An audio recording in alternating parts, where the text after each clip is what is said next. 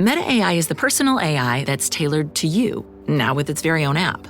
It's built to get to know you, offering helpful answers and inspiration. Looking for something to add to your bucket list? Meta AI goes beyond traveling the world. It remembers you're a basketball fanatic and suggests you attend one of the playoff games. Just start typing or speaking to get the answers you need, wherever and whenever, because Meta AI is your personal AI. Download the Meta AI app, now available on the Apple App Store and Google Play. Today on CityCast Boise. The Table Rock Cross is a familiar part of our skyline, but its origins are tangled in an era of fear and secrecy when city leaders targeted and arrested gay men just for existing. We're resharing a conversation our Hey Boise newsletter editor Blake Hunter had with producer Frankie Barnhill to peel back the curtain on this long-forgotten scandal. It's Wednesday, June 18th. I'm Lindsay Van Allen, and this is what Boise's talking about. Blake, could you please start this local history lesson you're going to give us with a little bit about the Boys of Boise? Plenty of people have probably heard that phrase, but what was that exactly? Yeah, I'm so excited to talk about this and have my little historian hat on today. The Boys of Boise was a scandal that broke out in the fall of 1955. A Boise police officer began investigating men who were allegedly having sex with teenage boys. So at the time, obviously, there weren't a ton of public spaces where queer people could gather. So what happened was this thing called gay cruising, essentially, which happened a lot in public parks.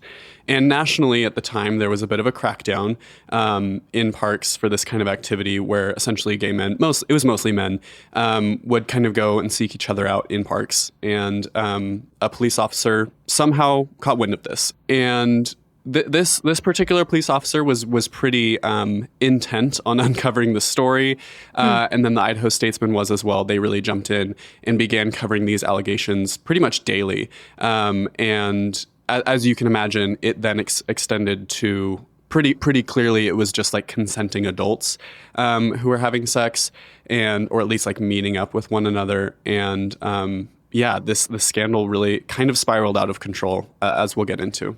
And 12 men were arrested during that 1955 to 1957 period for having consensual sex. That was with adults. That was the reason why they were arrested, because at that time it was illegal. Exactly. Yeah. For any homosexual sex acts of any kind, consensual and with adults included.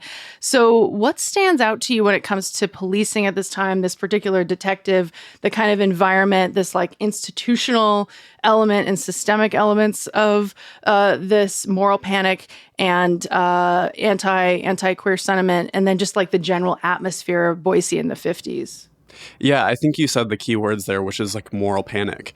I think of this as this story as one of the times in modern history and the 20th century that Boise kind of debuts itself within the national echo chamber a little bit. So much of Boise's time before 1950 was a little bit minding its own business, with some caveats, obviously. It was setting up shop. It was about expansion, settlement, mining. It was a refuge for a lot of Confederates fleeing the South after they lost the Civil War. And I thought, the whole American West was kind of a bit in this bubble of expansion. That's what it was focused on. And then, a lot of the rest of the country was focused on more national and international politics. But this is one of the first time that Boise turns around and kind of contributes to the national conversation, I think. But that also might be a bit more of my historical bias of the things that I pay attention to. Sure. But either way, it's a very fascinating story. And of course, 1950s, Cold War, anti-communist sentiment, McCarthyism, the Red Scare, there's the Lavender Scare. And these two ideas are connected. Lavender Scare referring to the attempts to out queer folks in public life, because of course it was unsafe, and in some corners even worse than that, to be queer and to be out. Right. So how did that intersect, the Lavender Scare and the Red Scare and communism in this story? Yeah, it just essentially turned into a witch hunt, but for everybody. And so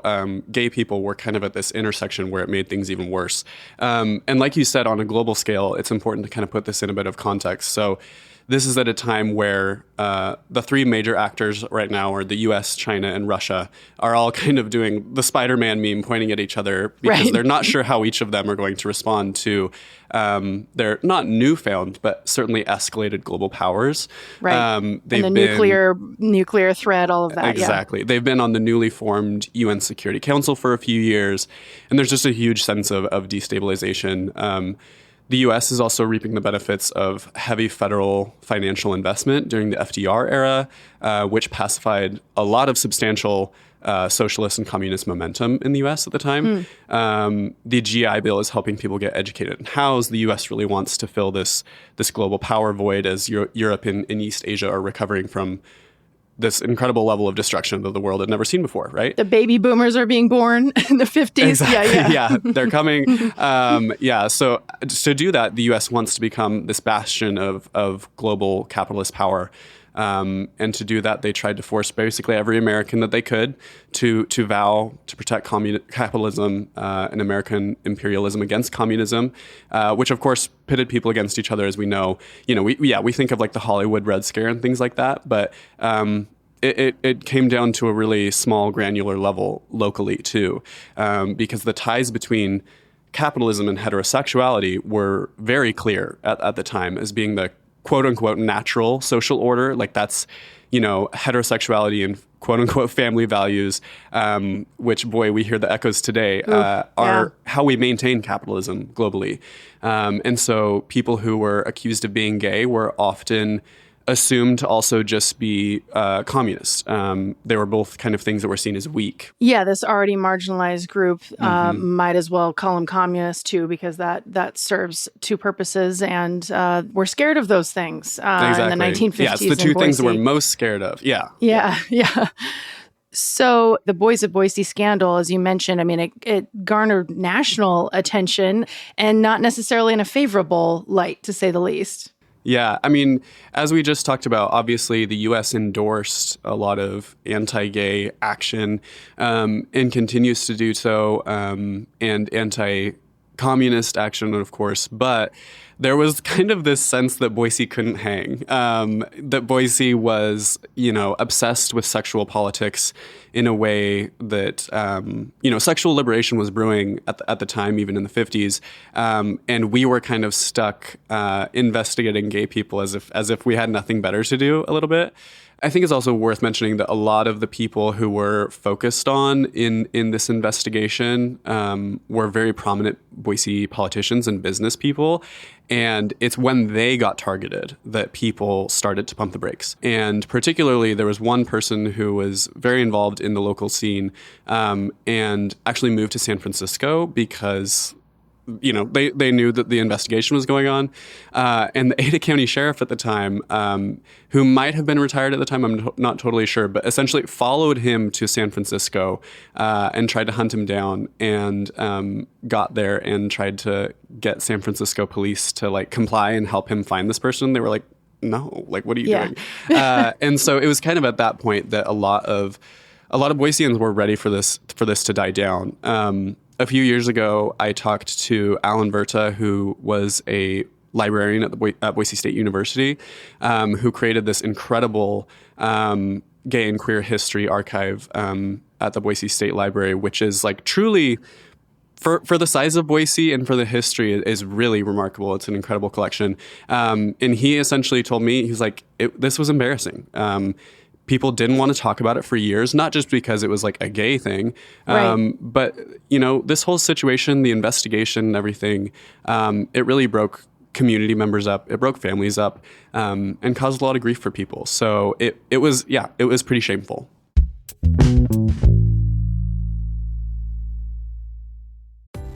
This episode is sponsored by Babbel. Have you ever picked a vacation spot based on where you won't need a phrase book? With Babbel, the language barrier no longer has to hold you back. You can start speaking a new language with confidence thanks to Babbel's conversation-based techniques, which quickly teach you useful words and phrases about the things you actually talk about in the real world. Babbel has more than a dozen languages available for you to learn at your own pace, with material tailored to your individual proficiency level, interests, and time availability. I'm David Plotz, CEO of CityCast, and I've been learning Spanish with Babbel. What I really love about learning Spanish with Babbel is that it works with me where I am.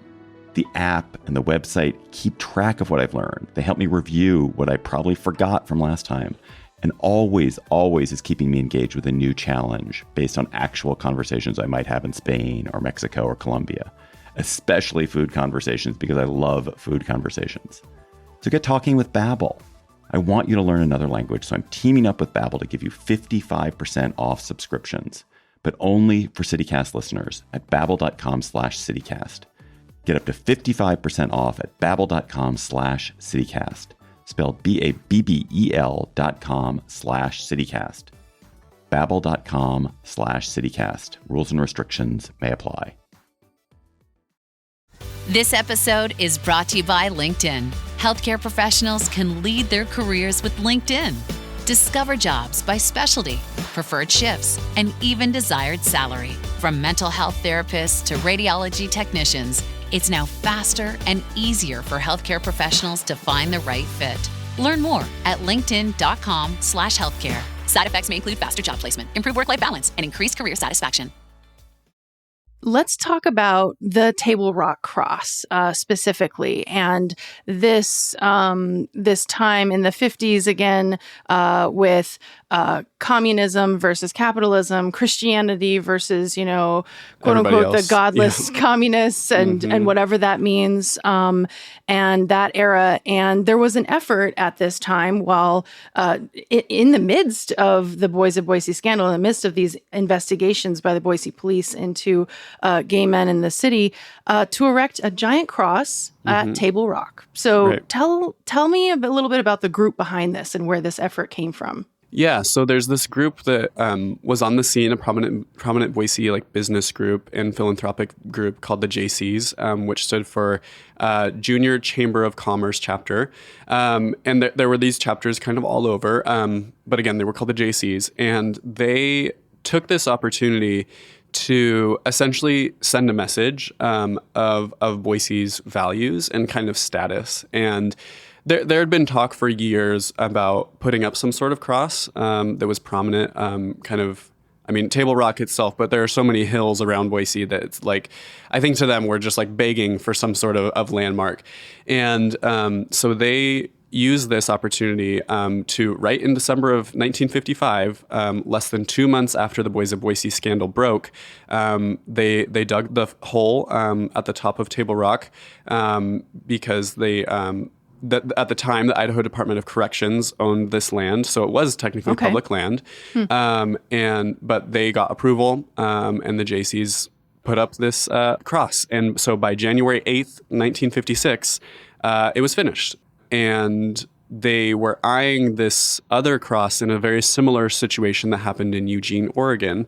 And in 1971, a judge ruled that, having such an expressly religious symbol exhibited on publicly owned land was problematic. And so that concerned the JCs, and they asked to buy the land from the Board of Corrections, and then they turned it over to the Board of Lands, and then they auctioned it off to the JCs for $100, this tiny little parcel of land, and they auctioned it off for $100 so that they could essentially keep the cross that was already there to preemptively get ahead of any major issues that would happen. Right, because they saw what happened in Eugene and didn't want that to happen to this particular cross.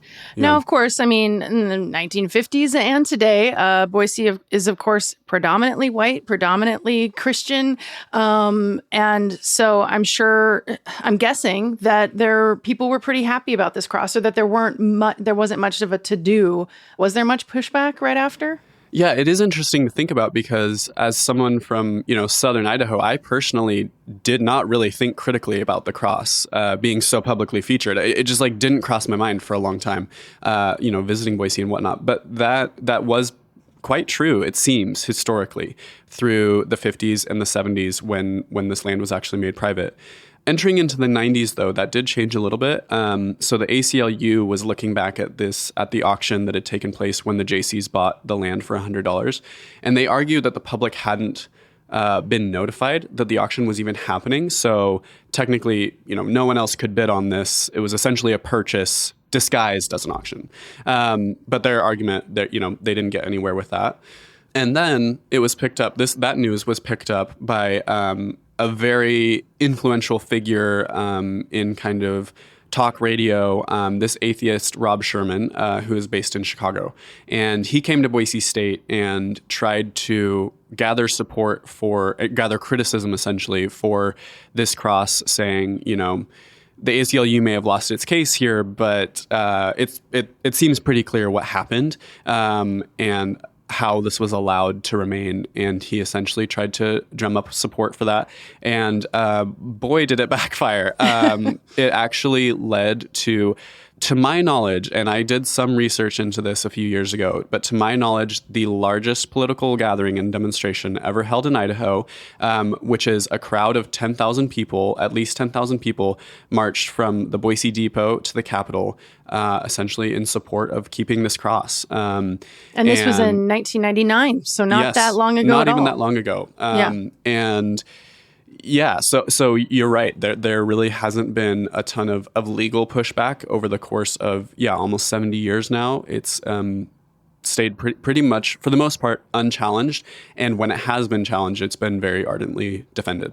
Yeah, it's become, as you mentioned, it's just part of the landscape, I think, for a lot of people, the cross these days. And certainly for many Christians, they're incredibly happy to see the cross remain. And I've seen there's definitely Easter services and there's folks who gather around the cross to express their religious beliefs to this day.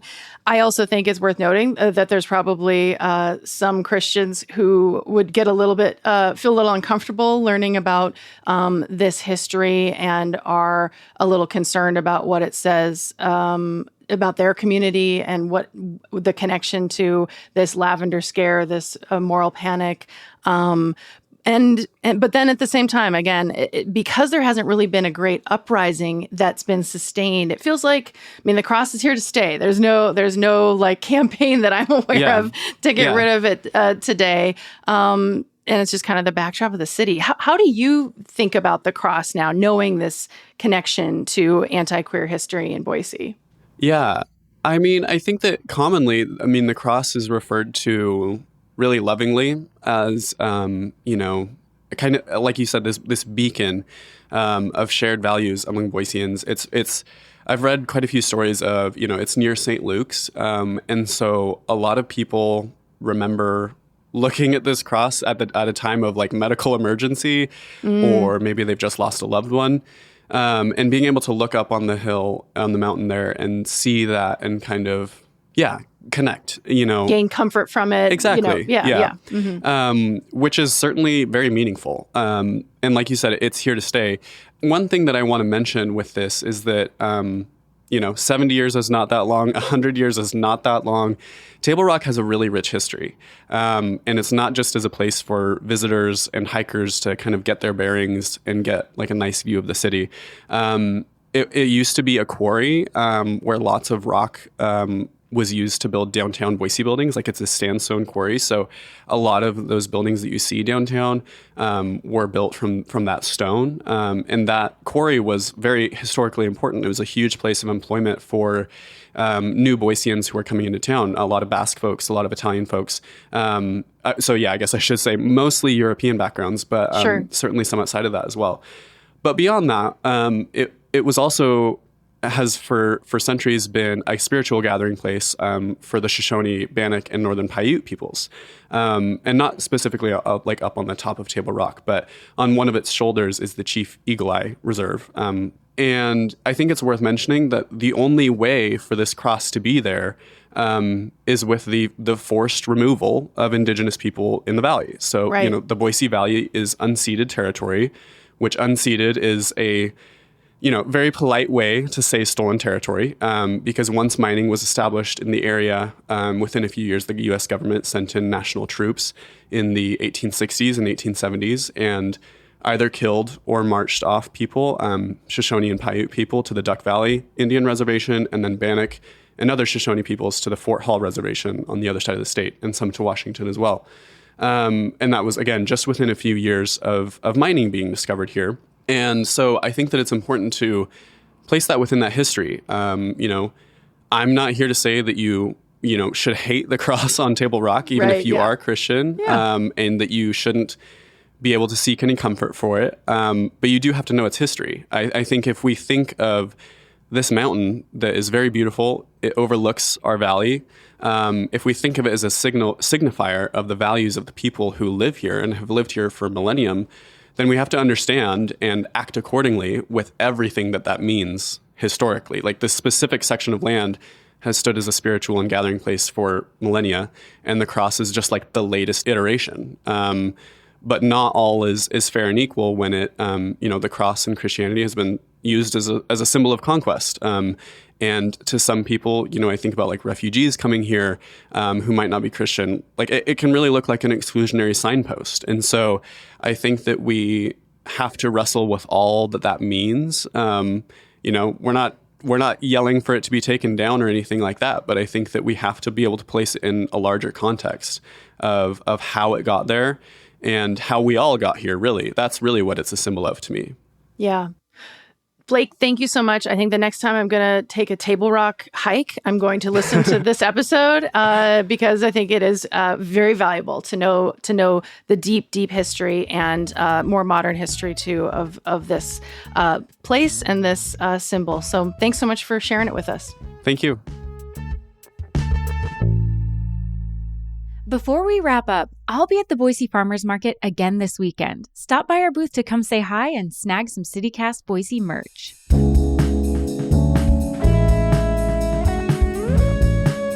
Thanks for listening to CityCast Boise. The show is produced by Frankie Barnhill, Evelyn Avitia, Francisco Kilgore, and me, Lindsay Van Allen. Blake Hunter writes our Hey Boise newsletter, and our music is by All the Kimonos, Carl Christensen, Hip Color, and Up is the Down is the. We're off Thursday for Juneteenth, but come back on Friday for a look at the biggest stories happening in Boise and cities across the country. You won't want to miss it.